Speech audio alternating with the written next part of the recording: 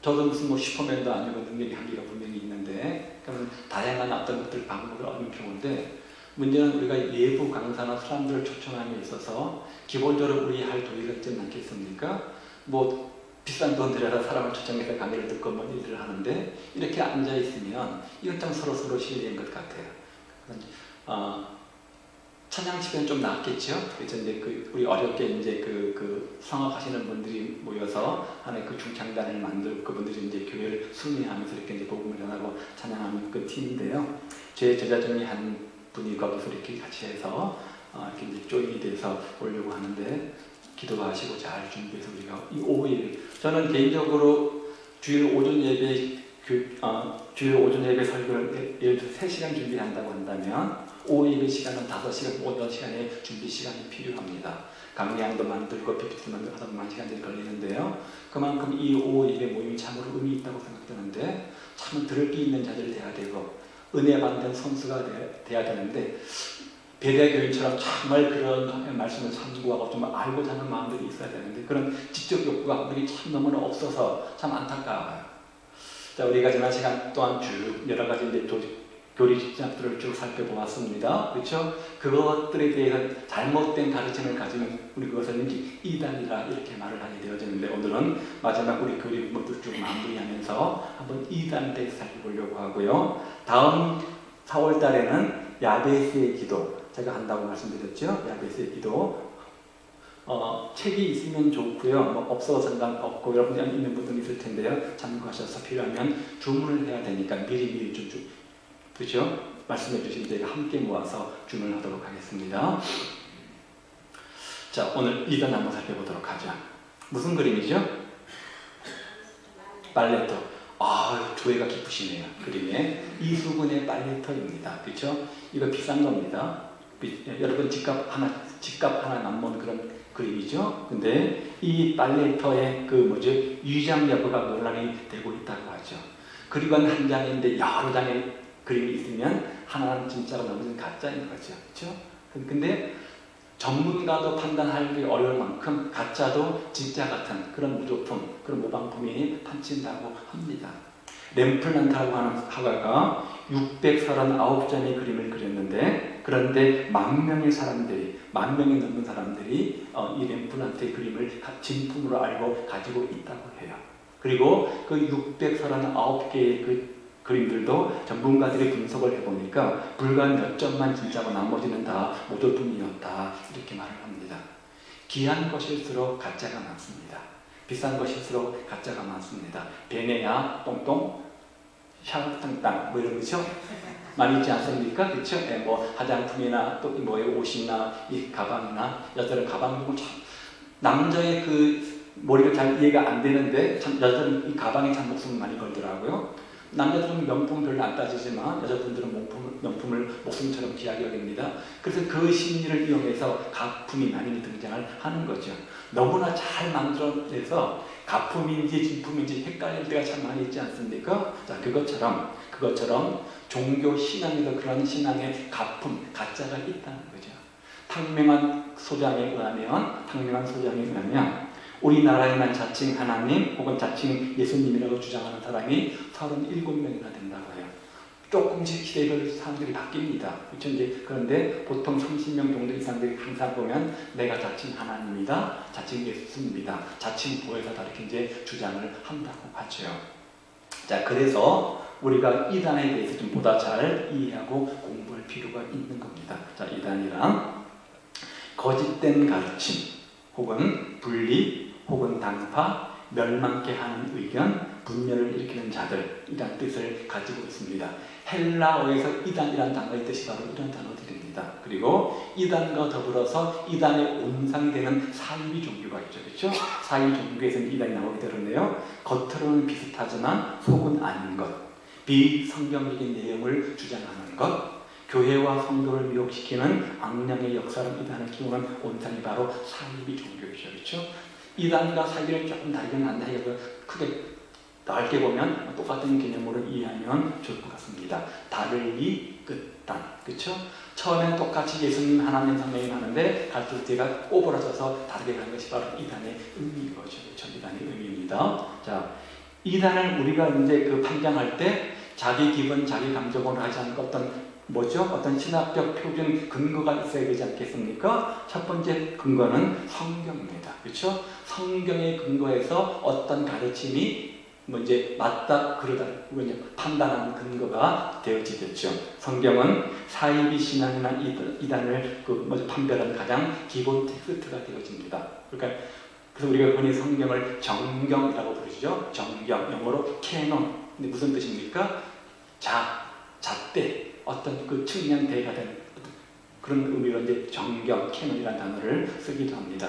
어떤 사상에 대해서 옳고 그름을 판단하는 잣대가 뭐라는 거예요? 성경이라는 거죠. 성경. 또 한 가지 판단 근거는 신조가 있습니다. 신조, 어떤 신앙 고백문이죠. 웨스트민트 신앙 고백문처럼. 그래서 이제 니케아 회의에서 AD 325년인데요. 하나님에 관한 삼위일체론이 입증되고 이제 하나의 교리로 이렇게 됐고요. 그 다음에 기독론도 이렇게 되었고, 니케아와 콘스탄티노플 회의에서 AD 381년에 성령론이 확정되었습니다. 그리고 칼케톤 회의에서 AD 451년에 기독론이, 또 에베소서 회의에서 구원론이 이렇게 확정되어서 이런 교리들이 오늘날 우리 어떤 기독교 신학의 하는 그 교리 근간들을 이루게 되어지고, 여기 말고 잘못된 것들을 가리키는 것들을 이단이라 전개를 하게 되었습니다. 왜 요 시간 AD 300년, 400년 때 많이 이런 것들이 등장하게 되었는가?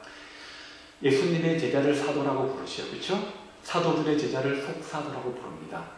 근데 또 속사도의 제자를 교부라고 부르고요. 교부의 제자를 스콜라차라고 이렇게 말하면 스콜라고 말하면 이제 중세로 넘어가게 되어지는데요. 이제 이것들을 전승시키는 방법은 지금처럼 어떤 무슨 녹음기나 어떤 문서가 엮인 것이 아니라 부전, 말로 이렇게 이제 옮겨지다 보니까 처음에 내가 한 말과 한 번, 두 번 넘어가게 되어지면 조금씩 의도가 변질되어지는 현상들이 나타나게 되어지고, 이것이 신학적으로 체계를 잡지 못했던 그런 시기다 보니까 많은 이단들이, 주로 이제 그노시도 이단처럼 영지주의 이단들이 많이 등장하게 되어서 다른 가르침을 갖게 되었습니다. 이단은 지금만 있는 것이 아니라 초대교회부터 기독교의 어떤 역사와 동일하게 출발을 합니다. 그래서 그것을 조금 더 신학적으로 체계화, 교리할 필요가 있었던 거죠. 이 시점에 와서. 그래서 이것들을 이제 종교회의를 거쳐서 이것들을 확립하는 그런 단계에 이르게 되어지고, 그렇게 함께 의논하고 확립한 것들, 확정되어진 것들에서 반하는 가르침을 가리키는 정제하는 그런 것들을 갖게 되었습니다. 또 한 가지는 신학적 체계가 있겠죠. 신학적 체계. 주로 이제 조직신학에 해당이 되어집니다. 신학을 우리가 공부하게 되어지는데, 사실은 신학은 누구 수 있는 학문은 아니죠. 편의상 우리가 신학이라고 말하는데요. 자, 그 신학에 여러 가지 이제 구분 종류들이 있습니다. 성경신학이라고 해서 구약과 신약을 배우는 성경신학이 있고요. 그리고 이제 역사신학이라고 해서 초대교회에서 중세교회에서 근세에서 한국교회에서 이렇게 교회 역사를 쭉 배우는 역사신학이 있고요. 또 뭐가 있냐면 선교신학이라고 해서 선교를 배우는 신학이 있고요. 또 한 가지 흐름이 뭐냐면 이제 교리신학에서 해서 이런 교리 부분들을 다루는 조직신학이라고 하죠. 교리 부분들을 다루는 것이 있습니다. 구원론, 신론, 기독론, 종말론, 교회론 이제 과목들을 쭉 다루게 되어지고요. 또 한 가지 부분은 실천신학이라고 해서 예배, 교육 혹은 훈련 모든 것들이 다 여기 포함되는 것들이죠. 따라서 그런 신학적 체계 중에 하나인 교리신학, 조직신학에 근거해서 계시론, 성령론, 신론, 인간론 이것들을 쭉 따지면서 거기에서 이제 우리가 견주어서 그 내용들을 견주어서 이제 비교하면 되겠죠. 예수님을 다루는 것을 기독론이라고 하고요. 하나님을 다루는 것을 신론이라고 하고, 우리 구원의 문제를 다루는 것을 구원론이라고 하죠. 자, 이런 것들을 다루면서 우리가 갖는 구원관과 신관과 기독관이 다른 내용들을 가지게 되어지면 이제 이단으로 정의할 수 있는 근거를 가지게 되어지는 겁니다.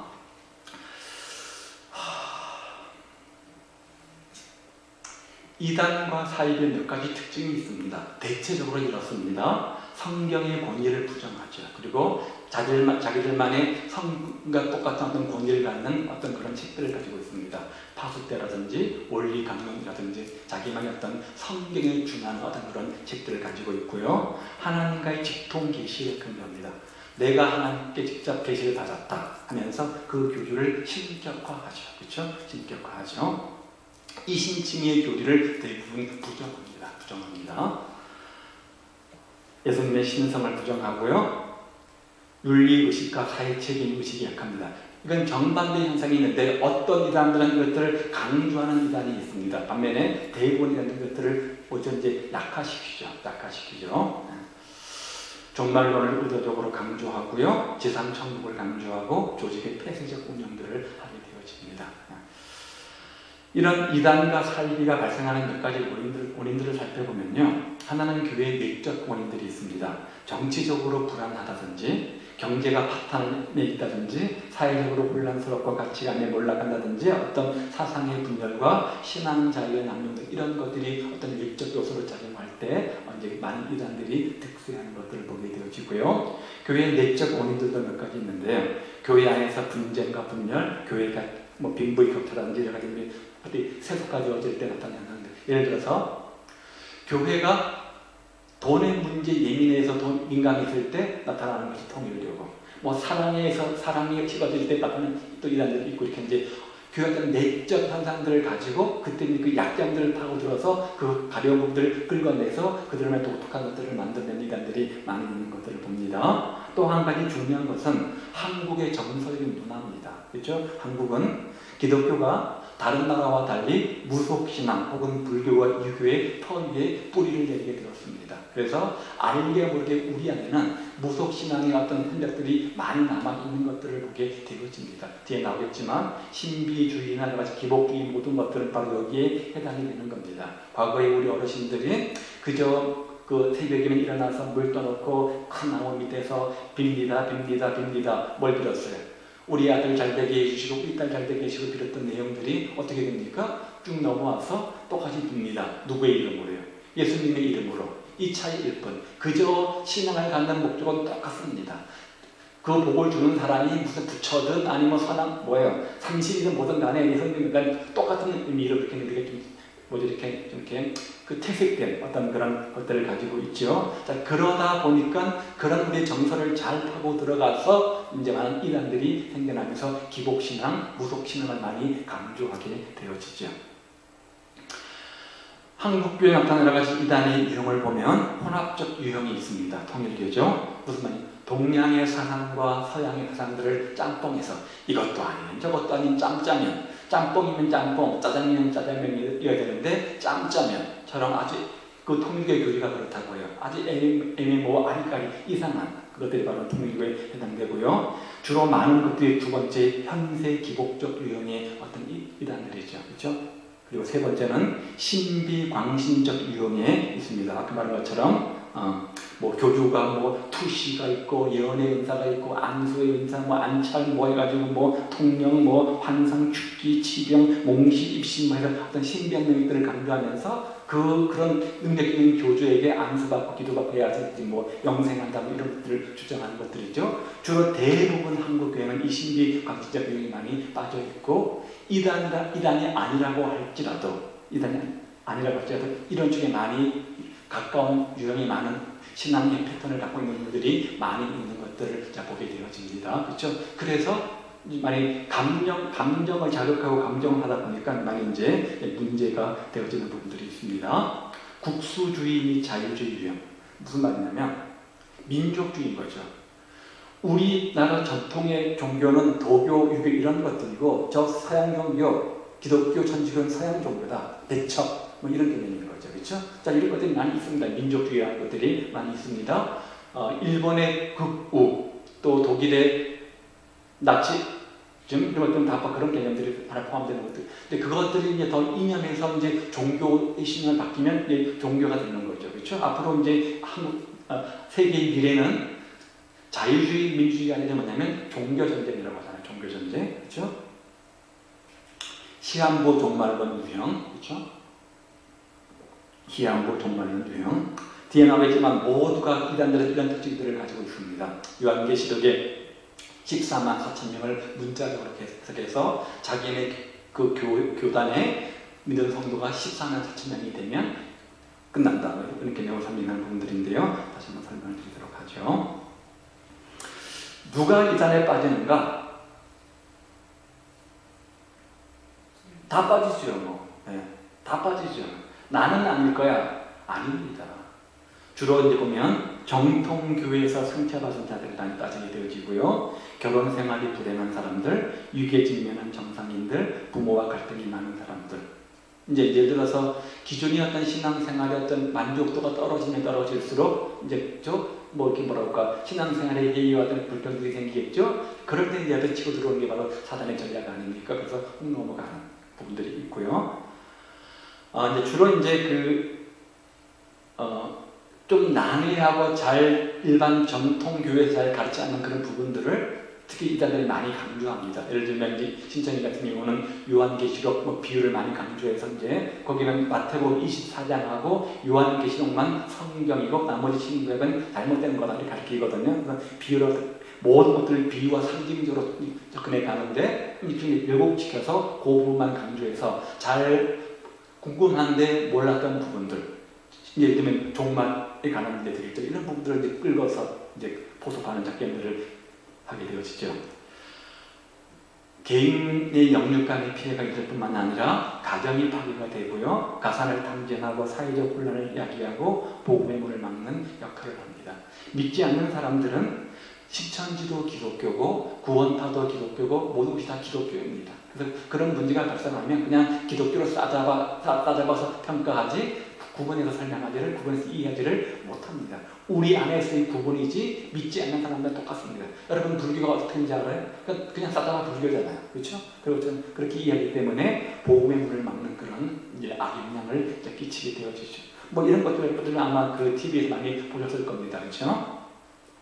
자, 예방 대책은 가정이 먼저, 그렇죠? 후신자가 지국평창화, 또 뭐예요? 가하만사성. 그렇죠? 하나님은 교회를 가장 최소의 가정을 최소의 교회를 세우셨기 때문에 가정이 활동할 필요가 있고요. 지속적인 성경 공부를 해야 됩니다. 그래서 말씀을 지속적으로 따라가야 되고요. 봉사활동한 건강한 교회를 세우고 어떤 교회도 가치가 있습니다. 그렇죠? 100명이 보면 100명 모두가 똑같은 마음, 성령 충만한 것은 아닙니다. 그 중에서 이제 잘 구분할 필요가 있겠죠. 그리고 이단의 실적들을 파악해서 특별히 신세대 청년들을 우리가 잘 하지 않도록 할 필요가 있습니다.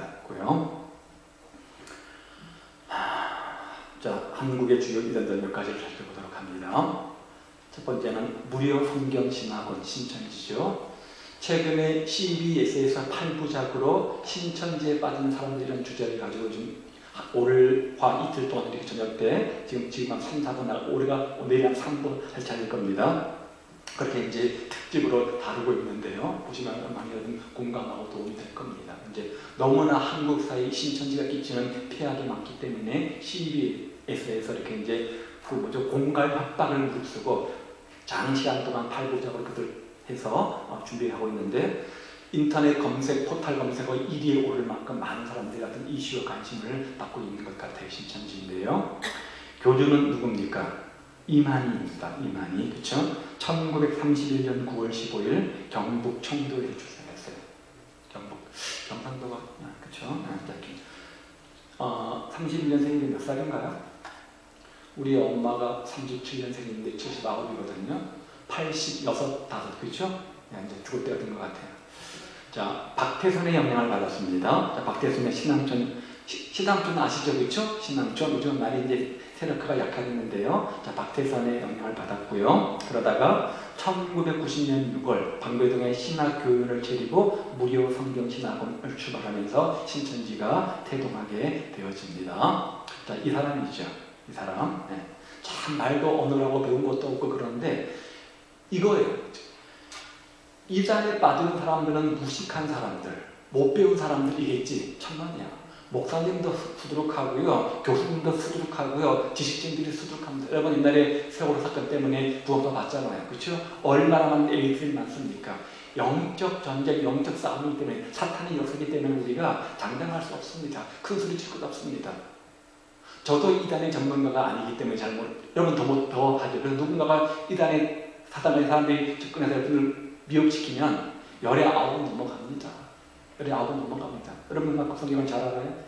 아니잖아요. 그렇죠? 그렇기 때문에 참 우리가 경계할 필요가 있어요.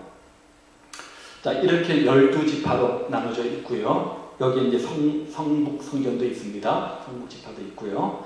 자, 중요한 것은 이 부분들이니까 하나님의 창조를 부인합니다.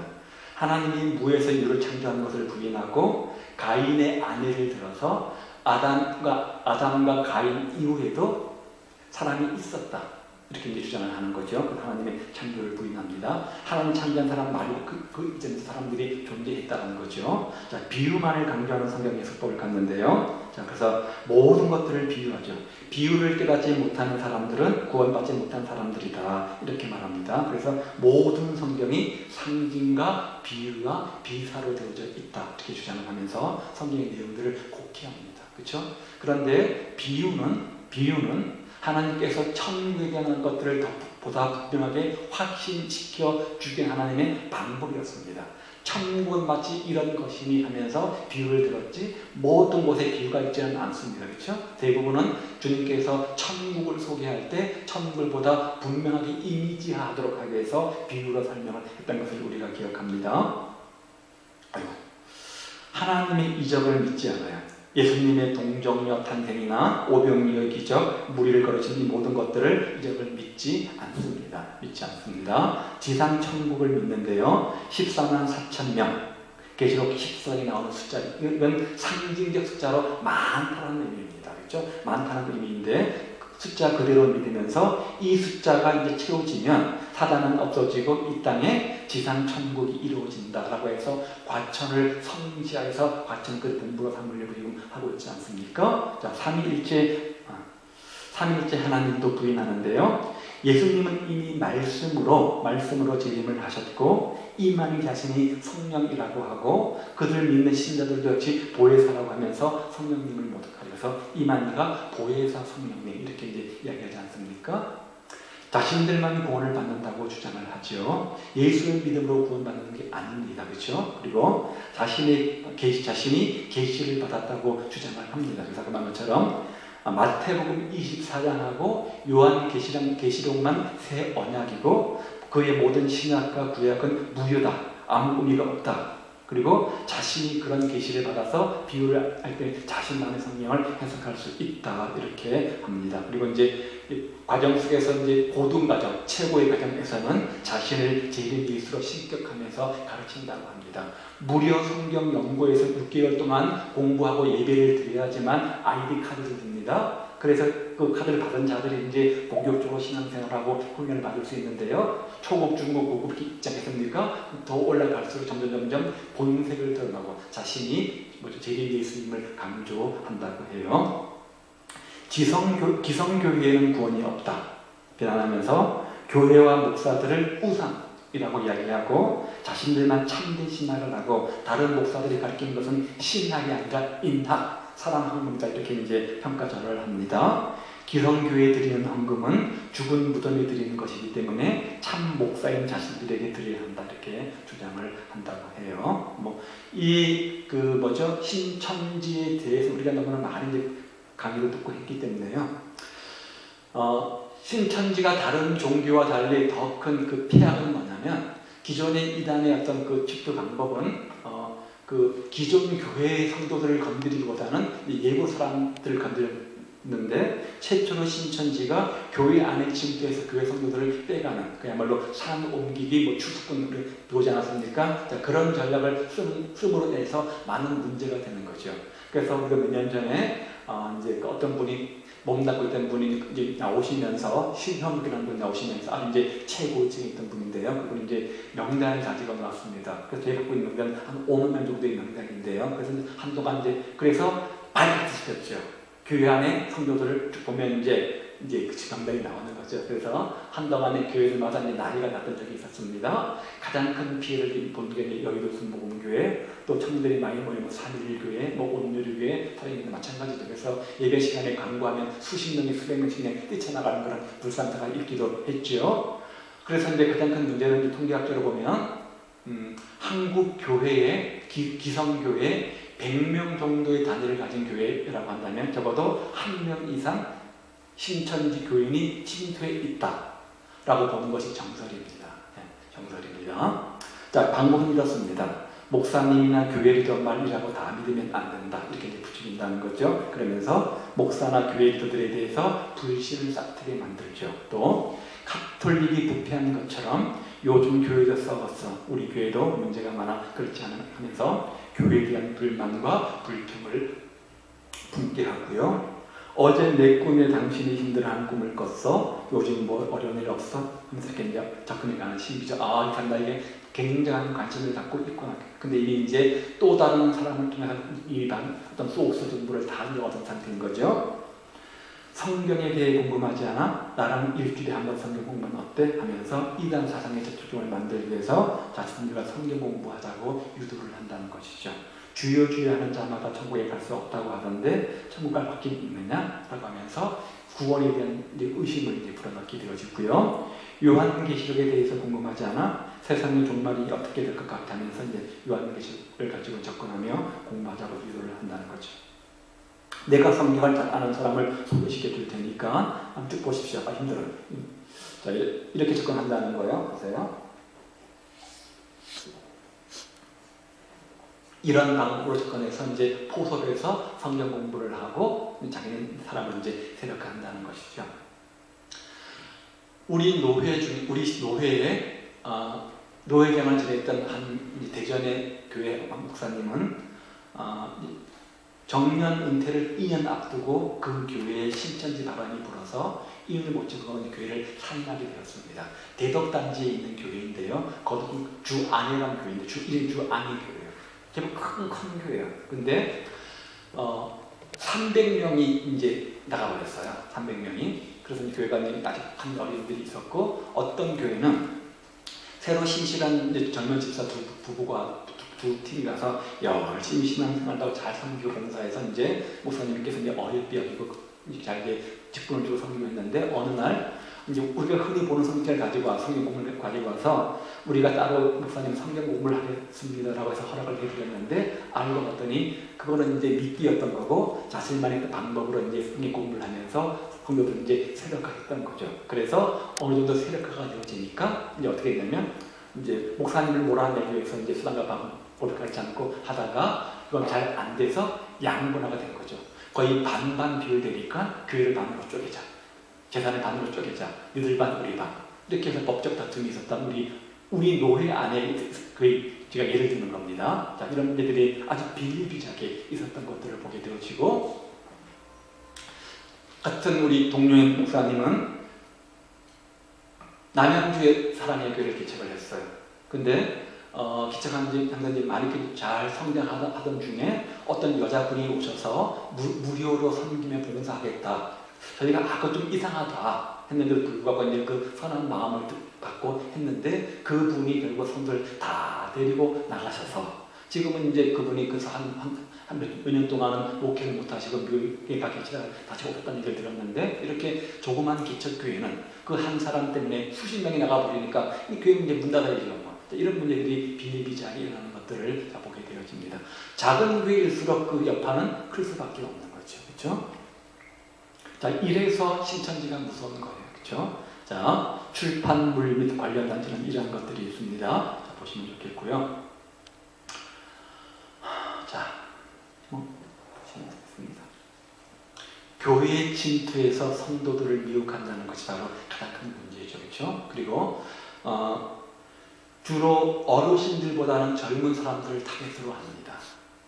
이제 속된 말로 그분 표현은 이제 써먹기 위해서, 그죠? 써먹기, 헌금을 하고 어떤 일을 함에 있어서 이제 어르신보다는 젊은 사람들이 하면 더 이제 활동력도 많고 여러 가지 있으니까 그런 대상들이 되죠. 그래서 주로 뭐예요? 그 대학교 동아리나 성경 공부 모임들이 많이 활동하는 것들을 보게 되어지고 주로 이런 TV 어떤 걸 보게 되어지면 이제 아이들이 많이 빠져서 가출해서 집단 공동체 생활을 하게 되어지죠. 근데 부모들은 그 아이들을 찾으러 가면 이제 부모와 아이가 갈등이 있겠죠. 그래서 이제 안산에 있는 상록교회처럼 전문적으로 그런 이단 상담하는 교회에 이제 부모가 아이들 데리고 갑니다. 그럼 아이들하고 이제 상담하는데 아이들은 세뇌되어 있으니까 그 부모에서 못 마땅해 하고 제가 아까 말한 그 CBS 방송 봤는데 그 딸내미가 엄마한테 화가 나니까 자기를 데려왔다는 거죠. 나는 이제 당신을 엄마로 인정하지 않는다.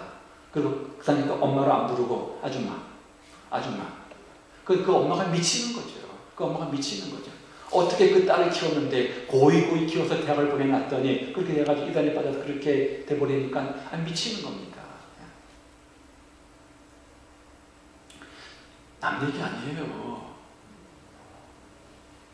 자, 주의점 1번 시작.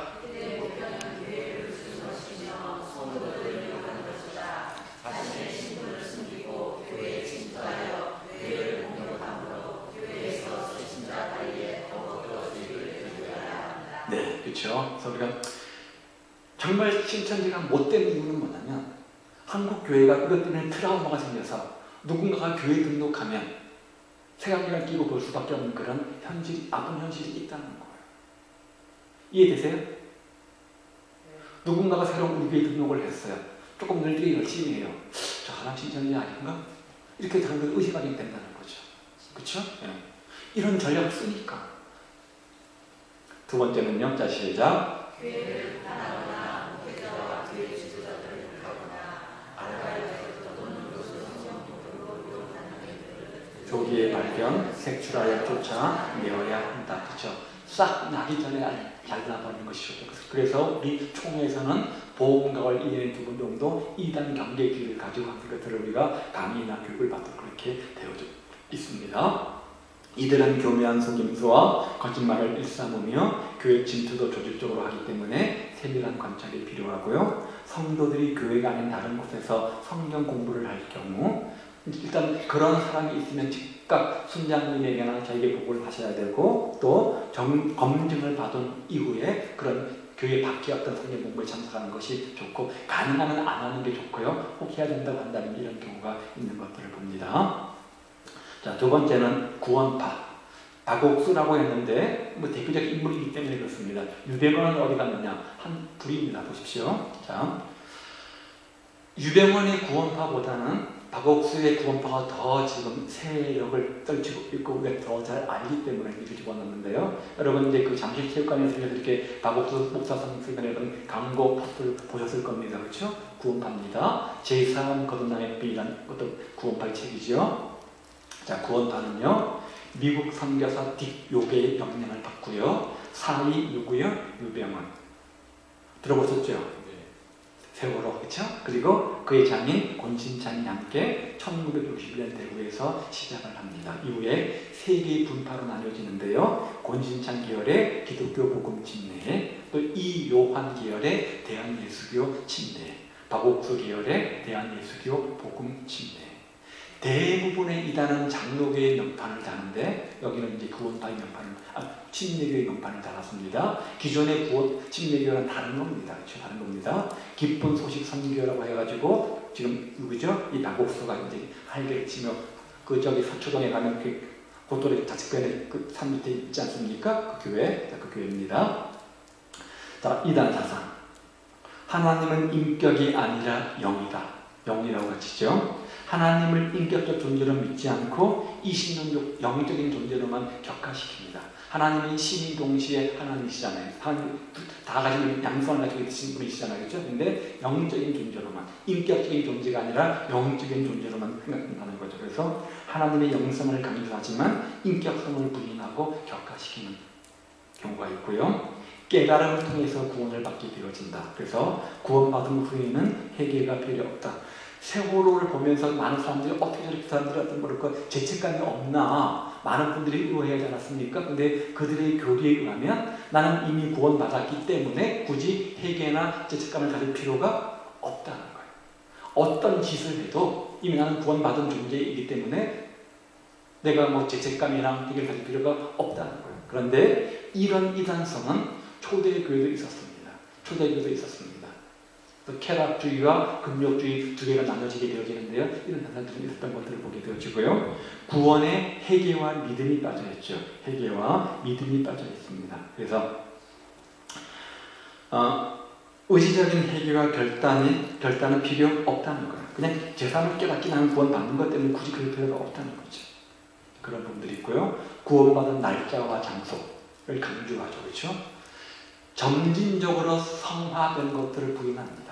한 번 딱 받으면 그 상태가 끝이라는 거예요. 근데 우리가 어떻습니까? 예수를 믿었지만 점점 우리 신앙들 더 자라가 성장하지 않습니까? 근데 이 부분을 인정하지 않는 거예요. 또 잘못된 구원의 확증 방법들을 가지고 있는데 인간의 확신, 내가 구원받았다 내 스스로 확신하면 구원받았다는 거예요. 구원의 확신은 누가 주는 겁니까? 하나님 편에서 구원 아닙니까? 근데 인간의 확신은 절대 적일 수 없는데 이제 그런 쪽으로 강조를 하는 거죠. 그래서 자신의 집단에 속한 자들만이 구원받는 것처럼 생각을 합니다. 그래서 구원의 확증도 자신의 어떤 감정, 어떤 의지, 어떤 결단으로 보는 것이죠. 이런 문제들이 있고요. 구원파에서 자주 하는 질문들이 있습니다. 그들의 주장인데요. 구원받은 날짜를 알지 못하면 구원받지 못한 것이다. 이에 대한 성경적 대답은 우리는 믿음으로 구원받습니다. 그렇죠? 믿음 위에 구원을 위해서 더 필요한 것은 없습니다. 구원은 하나님의 것이기 때문에 우리가 언제 구원받은지 몰라요. 내가 믿고 반응하는 것은 내 한 점이지. 그러면 그 순간 우리는 구원받은 것이 아니라 이미 하나님의 자녀로 구원받아 선택된 자녀들입니다. 그렇죠? 그것을 우리는 어느 순간 뭐죠? 깨닫죠. 아, 내가 하나님의 자녀가 되었구나. 내가 구원받았구나. 그래서 깨닫죠.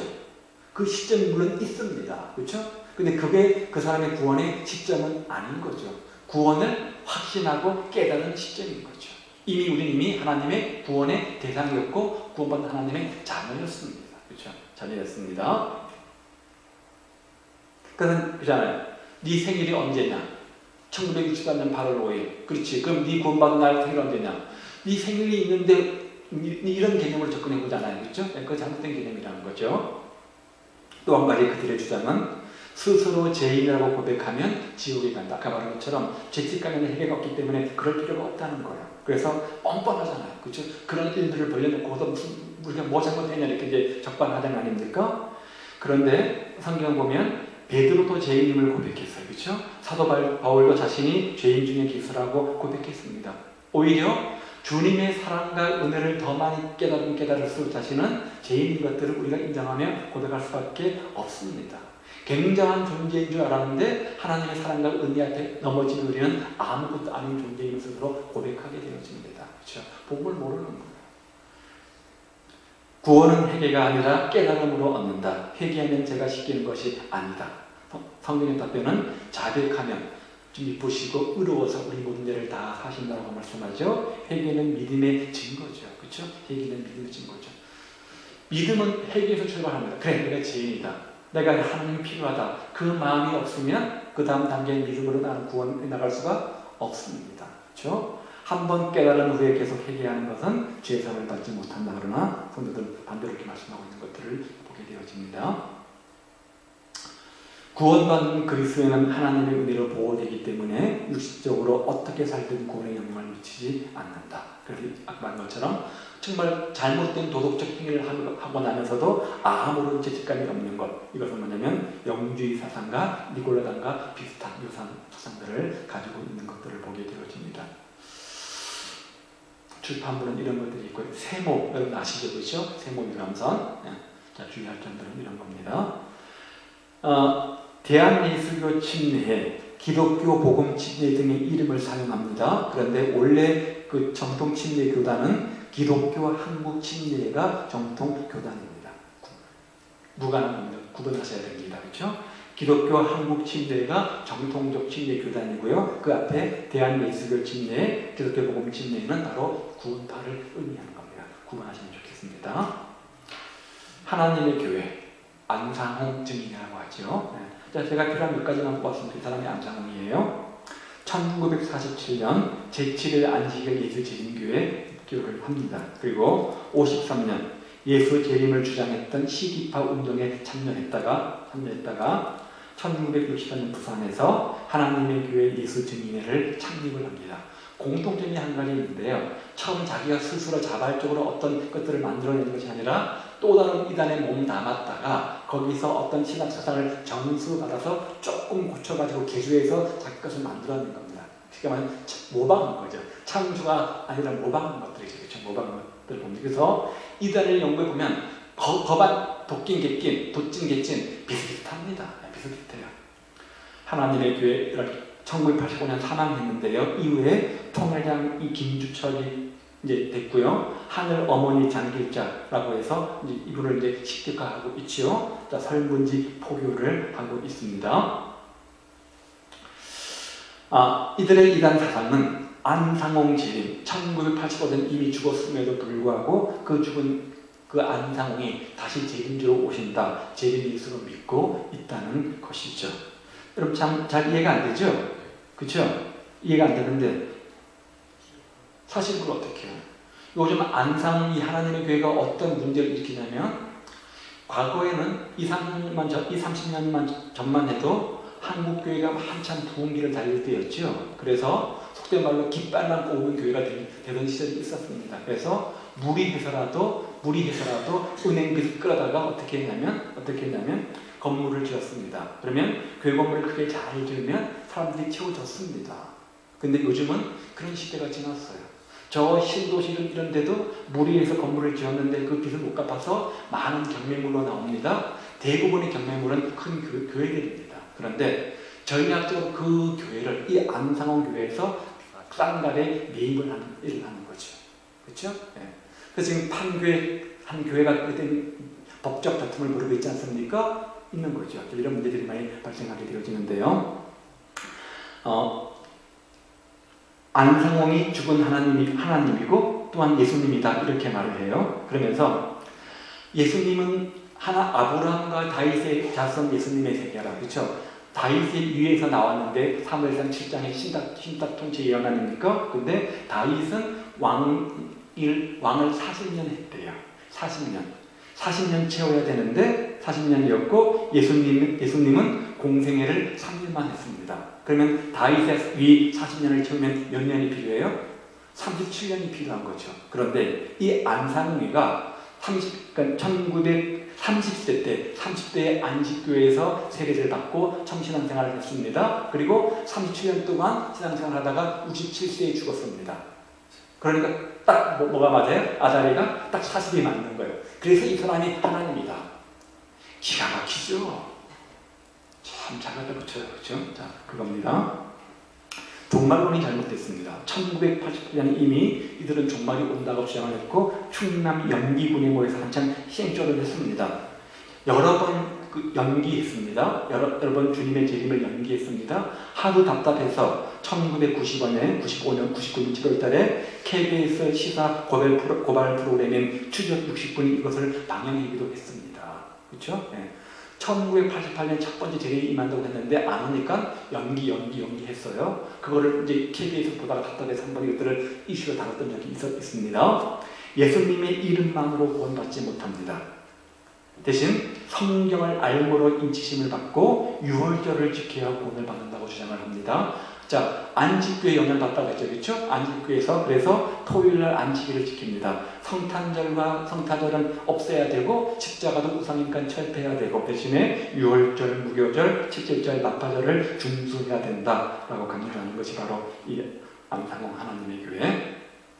아버지 하나님, 엄마 하나님, 장길자, 아버지 하나님 구분시키는 겁니다. 자, 그렇게 있고요. 주의점은 십자가를 철폐하고 성탄절을 지키지 않는 것이 교회 개혁이라고 묘하고 있고요. 안상홍의 우상화 신격하고 있고 잘못된 종말과 특별히 사회봉사활동과 스포츠 서포터즈를 활동하면서만 이렇게 물심양면으로 지원해서 세력화하는 부분들이 이 부분입니다. 조심할 필요가 있겠고요. 통일교, 문선명 한학자, 그렇죠?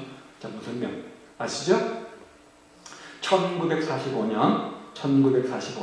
1945년입니다. 파주에 있는 이스라엘 수도원의 김백문의 신비주의 대부입니다. 신비주의 대부. 김백문의 영향을 받았고요. 거기 영향해서 1954년 서울에 통일교가 세계 기독교 통일 신령협회의 주인가 됩니다.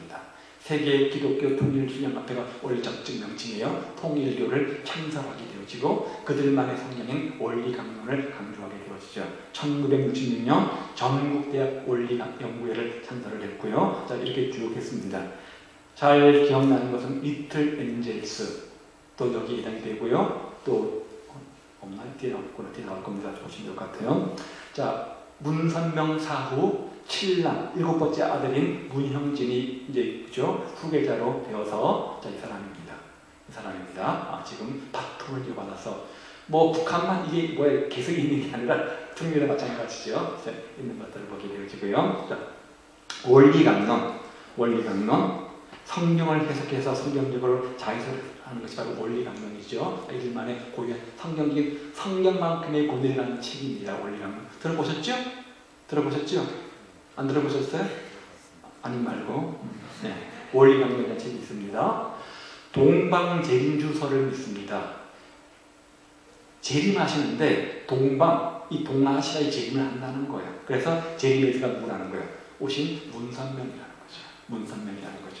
잘못된 신론을 막 가르치는데 양성, 예수님의 인성과 신성뿐만 아니라 음성까지도 가르치게 되어서 완전치 않은 존재라는 것이죠. 그래서 영적으로 성공했지만 육신의 실패를 했다는 거예요. 그래서 하나님은 인간의 미래를 알지 못한다는 거예요.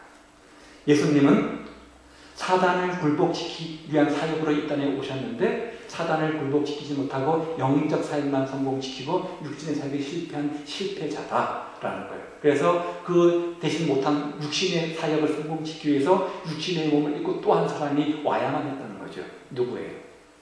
그분이죠. 그렇죠? 네. 그래서 피가름을 하는데요. 선악과와 뱀의 게임을 하와와 타락한 천사와의 성관계로 해석합니다. 하와가 타락한 천사와 성관계를 한 것, 그것이 바로 선악과 사건이라는 거죠. 그래서 더러운 피가 됐기 때문에 다시 피가름해서 정결한 피를 바꿔야 된다. 그 피가름 합동것이 여기서 나오는 거죠. 그리고 그 상황 속에서 구원을 위해서 문선명 한학자를 믿어야지만 모든 재산을 받고 구원을 얻게 되어지고 완결케 되어진다. 포도주를 마시는데요. 21가지의 성분이 섞인 특별히 거룩한 포도주를 마실 때 뭐죠? 이제 이게 모든 죄가 다함받고 그거 마시면서 합동 결혼식을 하게 되어지는 겁니다. 이러다 보니까 이제 이것들을 빌미로서 뒤에 나오겠지만 JMS처럼 또 임수명처럼 뭐죠? 여신도를 대상으로 이제 성적인 이 주태가 이제 벌어지게 되어지는. 왜냐하면 더러운 피가 지금 이 속에 있으니까 나와 피가름 합동 결혼식 해가지고 성결한 피로 바꿔야 된다. 이런 어떤 이제 신학적 근거를 가지고 하는 겁니다. 자, 세계일보 1하 이 모든 것들을 다 통일교회 특별히 통일교회는 뭡니까? 군수 물품을 하는 승공도 있고요, 그렇죠? 선문대학교, 또 피스급 축구대학 이 모든 것들은 다 뭡니까? 통일교회 용평 인스튜트도 그렇고요. 통일교 신도들 넘어가도록 하겠습니다. 좀 재밌는데 아버지를 자주 부르라, 예물을 가지고 본부에 오라. 문선명 부부의 밥을 제일 먼저 담아서 기도하고 다음 식사 때 먹어라. 그러니까 서양과 동양이 이게 서로 짬뽕된 거죠, 그렇죠? 밥 그릇 따로 따서 보관해야 되고 성령 거룩한 소금으로 성별식을 해야 되고요. 초상집 장례식에 갔다 왔을 때 집 밖에서 신문지를 불에 태워서 3번 막내에서 굉장히 액땜하는 것처럼. 그러니까 이게 아주 아리까리한 애매모호한, 그죠? 하나님의 날, 문선명 날이 있고요. 문선명 경백식 1월 1일 이렇게 되어 있습니다. 보시면 될 것 같아요.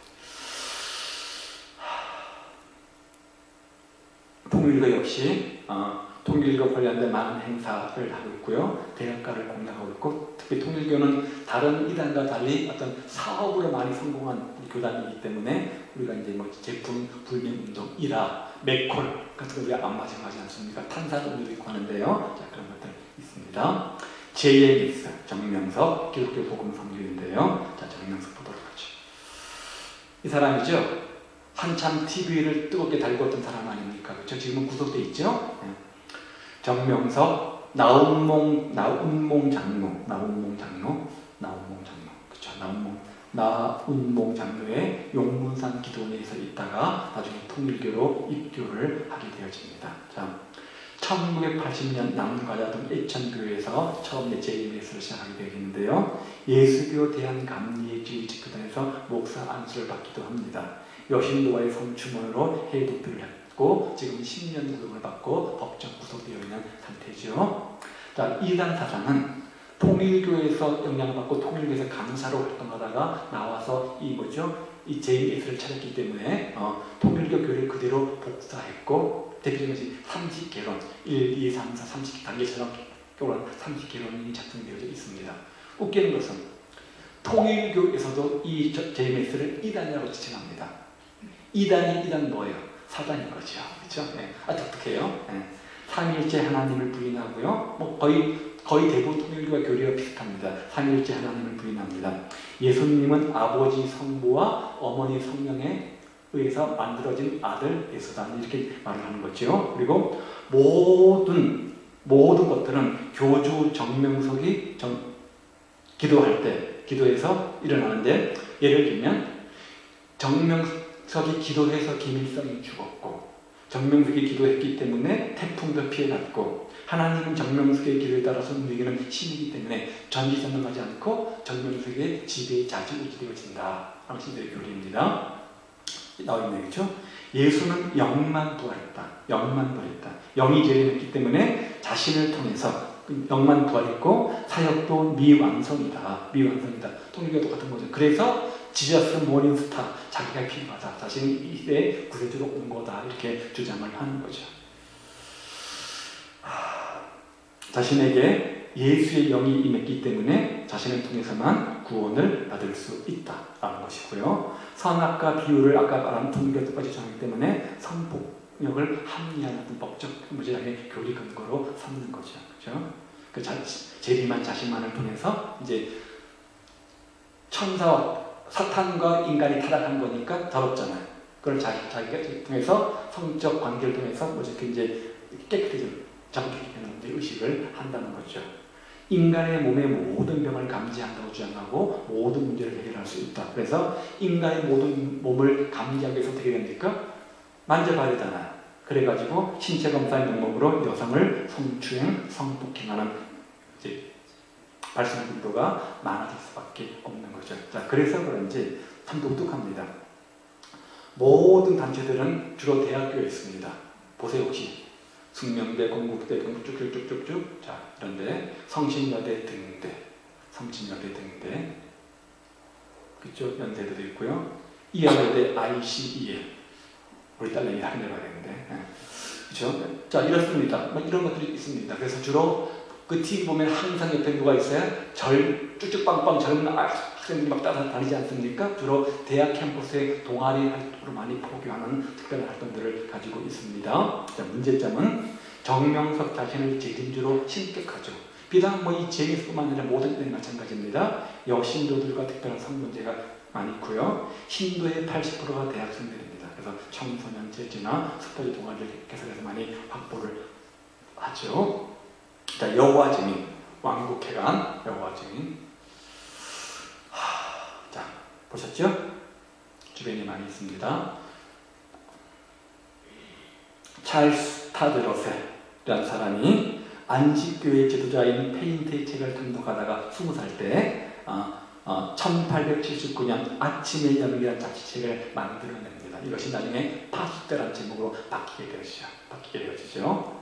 1874년 예수 재림을 주장했던 적이 있고요. 또 연기했습니다. 역시 1914년 아마겟돈 전쟁이 일어나고 천년왕국이 이루어진다고 주장을 했었는데 1914년 벌써 100년이 지났습니다. 한국은 1914년, 12년 홀리스터 보브에 의해서 안성의 본부를 두고 있습니다. 여호와 증인. 잘 아는 것처럼 그들의 특별한 이단 교리는 여호와 증인, 하나님만 유일신이죠. 삼위일체를 부인합니다. 하나님만 참 하나님. 그럼 예수는 누구냐? 원래 천사 미카엘이었고 하나님께서 이 미카엘 예수님을 통해서 이 땅을 만들게 하셨다라는 거죠. 그런데 영만 죽은 십자가에 못 박힌 것이 아니라 뭐죠? 그 말뚝위에서 죽은 이후 몸은 부활하지 못했고 영만 부활했다. 예수님은 육체의 모습으로 재림하지 않고 영으로 재림하신다. 이미 1914년에 보이지 않게 재림을 하셨다라고 주장을 합니다. 성령님을 비인격적 존재로 취급을 하고요.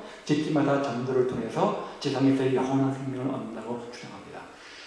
파수대를 들고 집집마다 가가고 방문하는 이유는 그것이 바로 구원의 조건이 되기 때문에 그렇습니다. 그리고 이들과 마찬가지로 14만 4천 명이 찰 때 이 땅에 하나님이 임하셔서 세상 천국이 이루어진다라고 주장을 하고요. 신세계 번역판 성서, 아까 원리 강론처럼 그런 것들 가지고 주장을 합니다. 자, 봤을 때 신세계 번역 성경 오치타워 깨어라 왕국회가 번역물들이 있고요. 자, 특별한 것은 뭐죠? 국가를 이념단체를 보기 때문에 항상 반하지 않습니까? 그래서 이제 수열 거두나 뭐 병역 기피나 이런 것들을 이렇게 하게 되어지죠. 보시면 좋겠습니다. 안식교. 자, 안식교를 넣은 이유는 우리 교회 주변에 안식교가 있기 때문에 제가 넣었습니다. 엘렌 화이트에 의해서 시작이 되었는데요. 안식일에 의해서 재림 교회, 아까 보았던 그 뭐죠? 여호와 증인, 또 몰명교, 이 모든 것들은 미국에서 시작된 그런 이단들입니다. 하나님께서 동방에 임한다고 주장하는 것이 바로 이제 뭐예요? 한국에 임하는 게 뭘 통일교죠. 요즘은 중국에 임한다고 해서 많은 이단들이 판치고 있다고 해요. 중국에. 또 하나님이 미국에 임하셨다, 재림하셨다라는 건 뭐냐면 몰몬교죠. 몰몬교죠. 예수 그리스도의 무제한 인성을 부인하는데요. 예수님께서 성육신 하실 때 인간의 죄스러운 성품을 그대로 지니고 계셨다고 주장을 하는 거죠. 예수님의 신성은 인정하지만 예수님의 완전한 인성은 부인하는 겁니다. 그래서 똑같은 보통의 인간과 똑같이 죄로 오염된 인성을 가지고 있다라는 거예요. 예수님께서 십자가에 죽으신 것은 구속사역의 시작이지 완성이 아니다. 그런데 성경은 뭐라고 말합니까? 예수님의 무제한 인성을 말하고 있죠. 또 그의 십자가의 대속과 부활로 구원의 완성, 그렇죠? 히브리서적인 구절이죠. 완전히 영원한 속죄물로 완성을 이루지 않았습니까? 구원의 완성을 이뤘죠. 이런 성경 구절들을 참고하시면 좋겠습니다. 두 번째는요, 믿음 구원의 불충분과 행위에 의한 구원을 주장합니다. 우리의 죄는 예수님을 믿음으로 완전히 되는 것이 아니라 그림 있잖아요, 그렇죠? 근데 성령으로 중생되는 것도 아니고 그리스도의 보혈을 소개하는 것도 아니라고 주장하면서 두 가지의 구원을 이야기하는데요. 믿음으로 얻는 구원으로 치료될 수 있는 불완전한 구원인 큰 구원이 한 가지 있고, 우리가 말하는 구원이죠. 율법을 지킴으로 얻어지는 구원이 있는데 이것이 진짜 구원, 자력구원이라는 거죠. 그래서 행위구원을 강조한다고 했잖아요, 그렇죠? 이런 부분에서 흠도 티도 없어야 받는 완전한 구원인 영원한